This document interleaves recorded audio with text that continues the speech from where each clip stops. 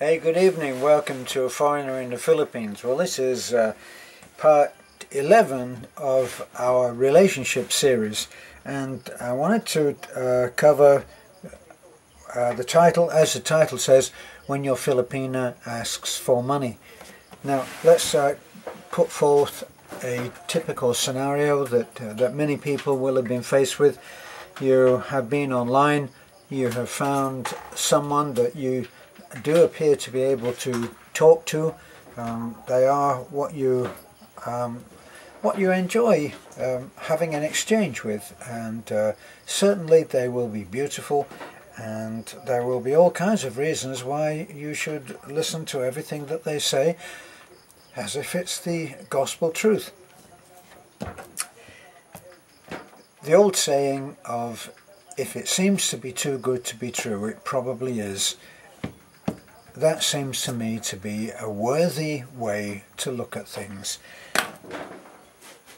So often when people go online, they go on with great hopes, great expectations. Now, that brings me to the other saying that I feel is a good one, and that is, you keep your hopes high and your expectations low. Now, expectations, what are we looking at? Expectations is what you feel that you should be getting. So normally, irrespective of how honest and truthful and open and frank we ourselves are, we somehow expect that other people will be 10 times more ethical, 10 times more truthful, honest, loyal. We have high expectations. Now, we've already been over the idea that if you're coming and you're looking for a partner for life, then you should really have sorted yourself out in terms of honesty, loyalty, fidelity. You should really have sorted yourself out that, unless you're a player. Well, if you're a player, you're not going to be listening to what I'm going to be saying, because I just mentioned those the 3 deadly sins as far as a player goes: honesty, fidelity, loyalty, truth. That's not going to be anything that you're interested in. So you're probably watching the rest of this video with a smile on your face. Let's assume that you have done some work on yourself, and you are ready now for a relationship where you are honest, truthful, loyal, faithful. And you found somebody that, as I said, certainly she will probably be a beauty in your eyes. It doesn't have to be in anybody's eye, everybody's eyes. Now, there are always the horror stories about being asked for money, and it's very difficult to sort out what is the right way to go, what is okay, what is permissible in terms of whether someone can ask you for money. Now, when being asked for money by a Filipina, there are many reasons why this is not okay, and yet there are as many reasons for why this is likely to happen. Now, I know people, I have subscribers who write to me and tell me that they have been writing to someone for as long as 2 or 3 years that they have yet to meet. And as soon as they started to get comfortable with this person, the pleas for money started. Now, is there a one size fits all on what you should do when you're asked for money? Well, I think it really comes down to how honest with yourself are you being about how beautiful this woman is, because it's not being superficial to look at the level of beauty. Now, a little while ago on Facebook, somebody with a great sense of humour showed a photograph of an extremely overweight and plain, goofy-looking guy with an absolutely drop-dead gorgeous state-of-the-art body, blue-eyed blonde, draped over his shoulders, and the caption was, "Wow, some people have all the luck. He won $100 million on the lotto, and the same day he found the love of his life." So when you look at it, you need to be realistic about the level of beauty that you would expect for yourself.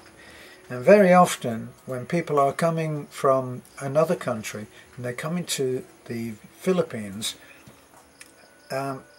because of the situation here, they can probably take several steps up in terms of kind of beauty that they would normally attract, either because of age, because of the shape that they're in, because of many things, whether they've got any money. Well, the money thing we've already covered, because at 50 pesos to the dollar, your money is going to be worth a hell of a lot more than it does than it is in the US. So my own feeling is that there will be an ideal time that it can be revealed that your lady that you have been, say, communicating to obviously needs money. And if you've actually grown to attached to this lady, then you are going to give some money, and it will be all a question of how tight you are, okay, and how much you've got to share. Plus, if you're hoping to come and meet this woman, then you're obviously going to be saving your pennies so that you can make the trip. Now, the way that you are approached for money will be something else, and it will be, you must be guided by this, and that is, how soon was it, what was the amount, did you have to get it out of her that she needed money, or did it emerge during the course of the conversations that you've had? Nowadays many of them are on Skype, so you've seen the person, you've seen the facial expressions, the body language, what they're like. If there's someone who has, say, a child or two children, chances are that they will be needing some help. And if you intend to come and have a relationship with this woman, the way that you behave now financially will certainly be with that relationship, should it continue for the rest of your lives. Hopefully for the rest of your lives. So, how can you decide if it's genuine? No one size fits all. You really have to pay a great deal of attention to how it's done. I mean, there will be, for someone who is a pro, there'll be a certain slick way that they approach you. If they're a seasoned pro, they'll have a certain way of laying down the steps, and then they'll hit you for the money. Now, if you have a feeling that you're being hit up for money rather than sending some help, then the only way that I know how to behave on that is to get the hell out of there. Now, I had a gentleman who communicated to me recently, and he had been communicating to a lady that he, well, 3 years. He'd been communicating to her for 3 years, and then he had recently found out that she was in fact married. Now, she has, this particular lady has 2 children, and she's married, and guess what? She's still with her husband. Now, for me, as you progress along this line of questioning, if you find out that there has been a betrayal of confidence, of trust, that there have been lies, it's a deal breaker. You should just cut the communication. This is my view of it. If there's been a massive lie, and let's face it, the "oh, by the way, I'm married" is a massive lie.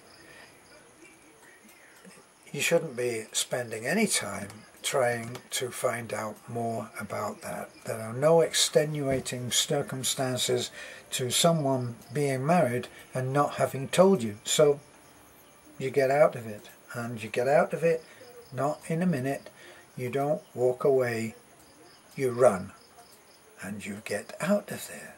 Because once that trust on something massive comes in and it's betrayed, there's no future in this relationship, is my way of looking at it. And that was certainly that was my advice to this gentleman that wrote to me. And it certainly is not a matter of anybody knowing exactly what, because I know other good people who have stayed with various circumstances where they've given money and continue to give money and form a good relationship. So how difficult is it to get out of this lady what she needs and whether you can help, and then for you to decide whether you should help? Well, if you get snapshots, if you get ordinary photographs of ordinary life proceeding with ordinary children, and the answers that you get to the questions you give, if they make sense, now you've got the start of a relationship which certainly may not be easy, but if it's based in some truth, then you're not making decisions that are based on shifting sand. So you've got to really think about that too. Now for this man, it turned out, my next question of course, when he said that I found out now that she's married. Okay, well, is she still, where's the husband? Well, she's told me that she's still with the husband. Goodbye. At any point in any of these kinds of discussions, it's usually goodbye, and a fairly fast one too, like a quick wave like that. It's not a matter of being heartless, because if the person has concealed a marriage, then this is a scam. You're being taken. Okay? The other thing is that you may be at risk, because if it's a case of the husband is still there with that woman, then it's a collaboration. That he's not just, and apparently the woman said, yes, and he knows about you. You bet he knows about you. He's probably collaborating on what should be said next. You're the recipient of a carefully woven script. So there's no more discussion on it. You get out of there. If you find that the person is genuine and it really comes down to a gut feeling in the end, you have to trust your gut feeling. And if you get a sick feeling when your gut is trying to tell you things, then that's another one where you should be out of there, because it can't really go anywhere. It has to be based in truth, has to be some loyalty, some honesty, some fidelity to whatever degree you agree to be together. And you have some tough decisions to make. As soon as money comes into it, you have some tough decisions to make. The other thing is, as well, is you have to get an idea of what money is worth to a person who is living on a dirt floor in a very simple house. And that may well be the situation with your lady if she's got 2 children and is single. And that can easily be the case. So this particular lady had asked for money to build herself a house, and she'd asked for $2,000. $2,000 in pesos is a fair chunk of change, as the Americans would say, and so that's another one where you say goodbye. The nerve to be able to ask for a sizable amount of money like $2,000 it's got to be a professional.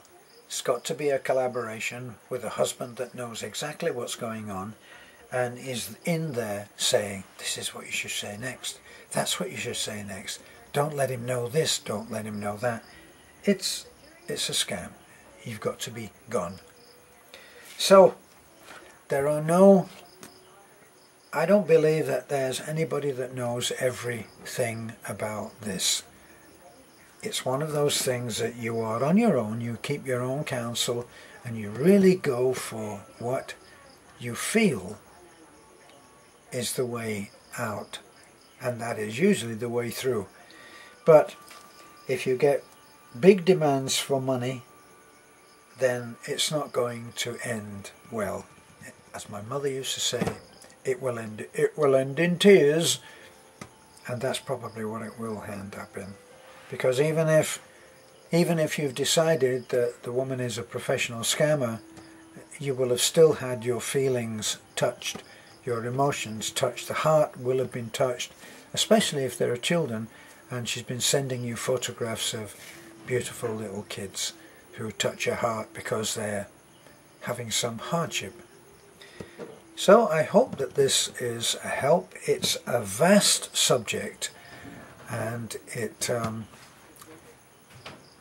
like the woes of the world, it's not going to be cured in 20 minutes. It's a foreigner in the Philippines. Don't forget to like, comment, subscribe.